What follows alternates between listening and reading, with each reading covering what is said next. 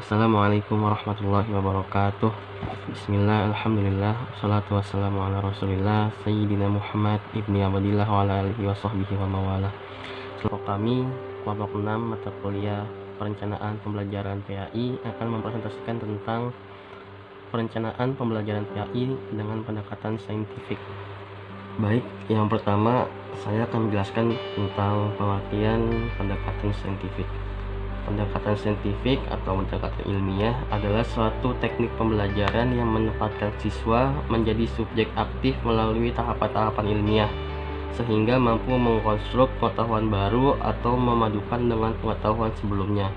Pendekatan saintifik atau ilmiah terbukti lebih efektif dalam pembelajaran dibandingkan dengan pembelajaran tradisional. Pendekatan saintifik telah dipergunakan dalam pendidikan di Amerika di akhir abad ke-19, di mana pada saat itu pembelajaran sains menekankan pada metode laboratorium formalistik yang kemudian diarahkan pada fakta-fakta ilmiah.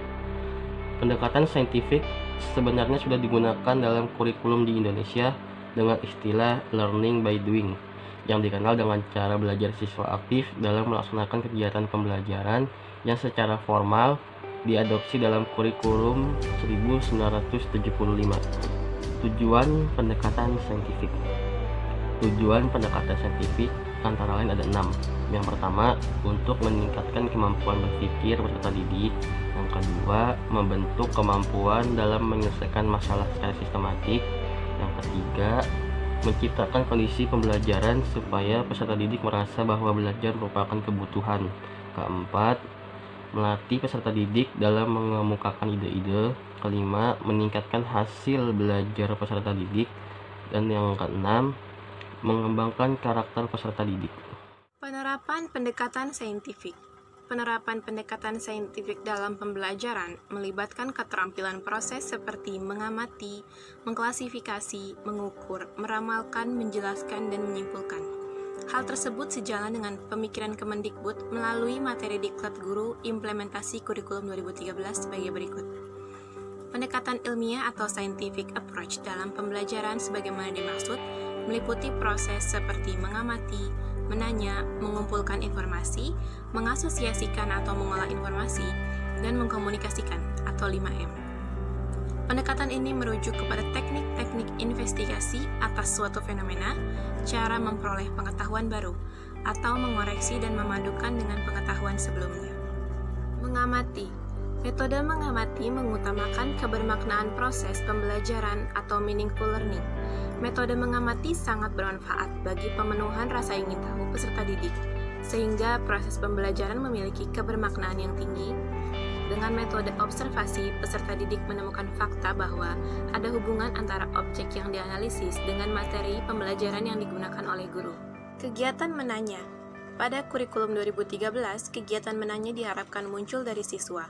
Kegiatan belajar menanya dilakukan dengan cara mengajukan pertanyaan tentang informasi yang tidak dipahami dari apa yang diamati, atau pertanyaan untuk mendapatkan informasi tambahan tentang apa yang sudah diamati. Siswa juga dapat membuat pertanyaan yang belum mereka pahami mengenai pelaksanaan tentang kejadian yang belum mereka amati. Membuat pertanyaan yang akan disampaikan kepada guru bisa berupa pengetahuan konseptual, faktual, hingga hipotetik. Guru bisa menolong siswa dalam membuat pertanyaan dengan memberikan list yang sesuai dengan kejadian yang telah diinvestigasi. Mengumpulkan informasi. Kegiatan mengumpulkan informasi adalah tindak lanjut dari bertanya. Kegiatan ini dilakukan dengan menggali dan mengumpulkan informasi dari berbagai sumber melalui berbagai cara. Peserta didik dapat membaca berbagai sumber, memperhatikan fenomena atau objek yang lebih teliti, atau bahkan melakukan eksperimen. Selanjutnya, mengasosiasikan atau mengolah informasi. Dalam kegiatan mengasosiasi atau mengolah informasi, terdapat kegiatan menalar dalam kerangka proses pembelajaran dengan pendekatan ilmiah yang dianut dalam kurikulum 2013 untuk menggambarkan bahwa guru dan peserta didik merupakan pelaku aktif.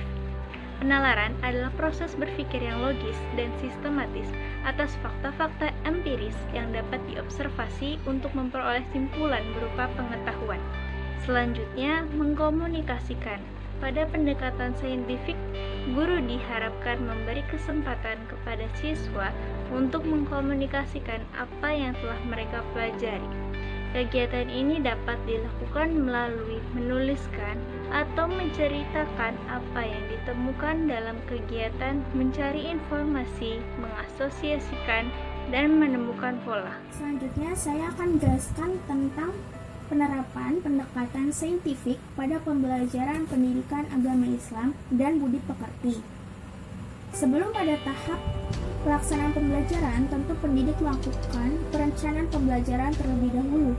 Perencanaan merupakan tahap awal yang harus dilakukan setiap kali akan melakukan proses pembelajaran. Seseorang pendidik harus mempersiapkan segala sesuatunya sebelum pembelajaran dilaksanakan agar pembelajaran dapat berjalan dengan lancar dan tujuan pembelajaran akan tercapai sesuai dengan apa yang sudah direncanakan sebelumnya. Guru dapat melakukan perencanaan pembelajaran dengan membuat sebuah RPP. Saya akan menjelaskan tentang contoh penerapan pendekatan saintifik pada pembelajaran pendidikan agama Islam dan budi pekerti. Yang pertama, mengamati atau observing dapat berupa melihat, membaca, mendengar, memperhatikan tayangan atau menyimak baik tanpa alat ataupun dengan alat. Contohnya adalah peserta didik memperhatikan tayangan atau mencermati pelafalan huruf hijaiyah. Yang kedua, menanya, yaitu dapat berupa menanya, memberi umpan balik dan mengungkapkan.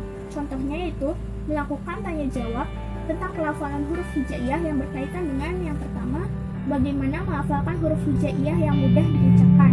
Yang kedua, bagaimana cara melafalkan huruf yang makhrajnya berakatan. Yang ketiga, bagaimana cara melafalkan huruf hijaiyah dengan harokatnya.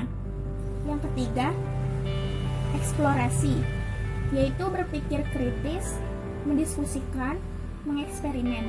Peserta didik melakukan kegiatan yang pertama, melafalkan huruf hijaiyah secara berulang sampai pengucapannya benar secara individu ataupun kelompok maupun klasikal. Yang kedua, melafalkan huruf hijaiyah berharokat secara berulang sampai pengucapannya benar secara individu, kelompok maupun klasikal. Yang ketiga, mendemonstrasikan pelafalan huruf hijaiyah secara berulang sampai pengucapannya benar baik secara individu, kelompok maupun klasikal. Selanjutnya yang keempat, yaitu mengasosiasi, yaitu menghubungkan dengan materi lain dan membuat rumusan. Yang pertama, menentukan karakteristik pelafalan huruf hijaiyah dan harokatnya. Yang kedua, mengidentifikasi huruf hijaiyah dari tingkatan yang paling mudah dan sukar. Yang ketiga, membuat klasifikasi pelafalan huruf-huruf hijaiyah. Dan yang terakhir, yang kelima, yaitu mengkomunikasikan, yaitu dapat berupa mempresentasikan, mendialogkan, dan menyimpulkan. Yang pertama, menirukan pelafalan huruf per huruf sesuai makhraj secara klasikal, kelompok maupun individual. Yang kedua, mendemonstrasikan pelafalan huruf hijaiyah dengan baik dan benar. Yang ketiga, mengevaluasi demonstrasi pelafalan huruf hijaiyah. Yang keempat, membuat kesimpulan dibantu dan dibimbing guru.